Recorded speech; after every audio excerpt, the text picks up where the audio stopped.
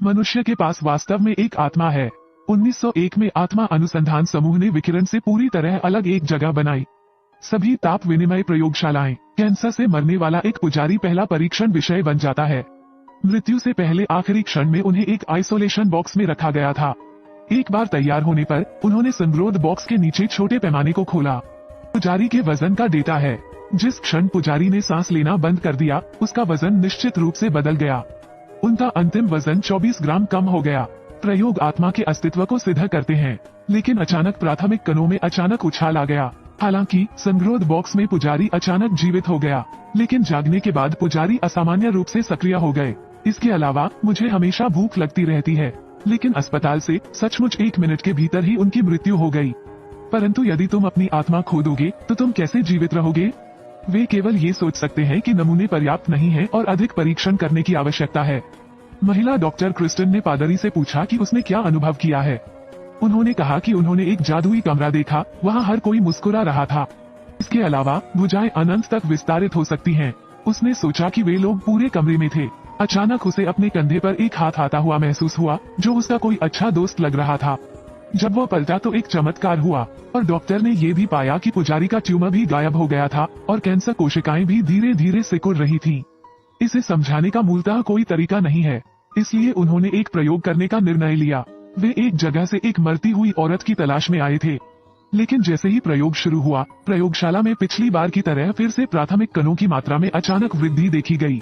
महिला की मौत के बाद उसका वजन बढ़कर 36 ग्राम हो गया, जिससे उनका प्रयोग रुक गया। पुजारी ने अनुमान लगाया कि शैतान ने पुजारी को छोड़ दिया है। ये बुराई की ऊर्जा का प्रतीक है। इससे पुजारी का कैंसर दूर हो गया। फिर दूसरे प्रयोग में स्त्री पर इसलिए बढ़ता है महिला का वजन, लेकिन डॉक्टर बेन का मानना है कि इसका विज्ञान से कोई लेना देना नहीं है। लेकिन डॉक्टर क्रिस्टन ने कहा, प्रयोग इसी तरह दोहराया जाता रहता है, जिससे ये साबित होता है कि बुराई वास्तव में मौजूद है। वो आदमी मूल रूप से फेंग शुई को बदलने का इरादा रखता था। बिस्तर के नीचे एक पुरानी बोतल मिली। खोलकर देखा तो दुर्गंध आ रही थी। उसने तुरंत उसे शौचालय में डाला, लेकिन उसकी जगह शैतान के चेहरे वाला एक मीटबॉल था। हालांकि मैंने नाली का बटन दबाया, फिर भी वह नहीं हिला। उन दोनों ने अपनी बेटी को अंदर आने से मना किया और उसे धक्का देकर गिराना चाहा। अचानक सांस लेने की आवाज आई, जिससे वो आदमी डर गया।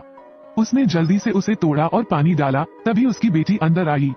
कुछ ठीक नहीं था। मांस का वो लोथड़ा बहुत हद तक किसी शापित वस्तु जैसा लग रहा था, और जब उसकी पत्नी पुजारी के सामने कबूल कर रही थी, लेकिन उन दोनों को अप्रत्याशित खतरों का सामना करना पड़ा। लेकिन जब डेविड ने उसके शरीर पर क्रॉस देखा तो वो अचानक जाग गया। वह भी कमरे से बाहर भाग गई, लेकिन जब डेविड कबूल कर रहा था, हर कोई जानता है कि आगे क्या हुआ जो मैंने नहीं बताया। घर लौटने के बाद उसे पता चला कि लेलैंड का असामान्य संपर्क था। उन्होंने तुरंत कहा कि अगर किसी पुरुष का किसी लड़की से संपर्क हो तो उसे तुरंत बताना चाहिए। लेकिन लड़की को लेलैंड ने धोखा दे दिया। एक गेम में उसने लड़की होने का नाटक किया। इसी समय मेरी दादी ने अचानक मुझे टोक दिया। पति घर आया और दरवाजा नहीं खोल सका। लड़कियां टीवी देखती रहीं, लेकिन उन्होंने अपने पिता के दरवाजा खटखटाने की आवाज नहीं सुनी। जब वह मदद मांगने के लिए अपनी सास के कमरे में गया तो उसने अपने बगल में एक राक्षस को देखा। वो इतना डरा हुआ था कि पीछे हटते समय गलती से जमीन पर गिर गया। जब वो दोबारा कमरे में आया तो उसे फिर कुछ नजर नहीं आया।